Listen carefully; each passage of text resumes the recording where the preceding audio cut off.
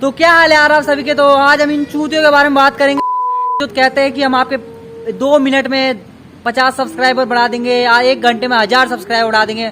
तो इन चूतियों की बात सुन लो यार। आजकल ऐसे ऐसे चूते भी हमारे देश में पैदा हो चुके हैं जो बोलते हैं कि हम आपके सब्सक्राइबर बढ़ा देंगे 1 दिन में 1 लाख। सोचो तो ऐसा रहता ना आजकल। एक छोटा हर एक छोटा बच्चा ना यूट्यूबर होता है। हर एक बच्चा ना यूट्यूब से ना इनकम कमा रहा होता। आज कोई नौकरी कुछ में नहीं लगता। जो तुम्हें चूते बना रहे हैं लोगों का, जो भी तुम टिप्स एंड ट्रिक बताते हो ना, सारा यूज करके देख चुका हूं मैं।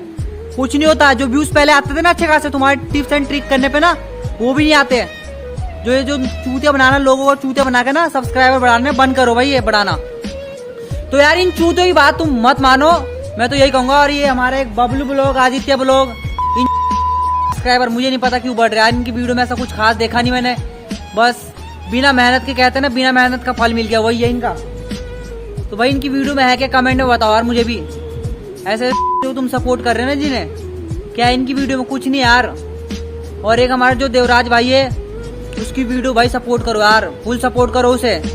बढ़िया वीडियो बना रहा है यार, सारी वीडियो बढ़िया लगी यार मुझे उसकी। सच्चाई के लिए लड़ता है भाई।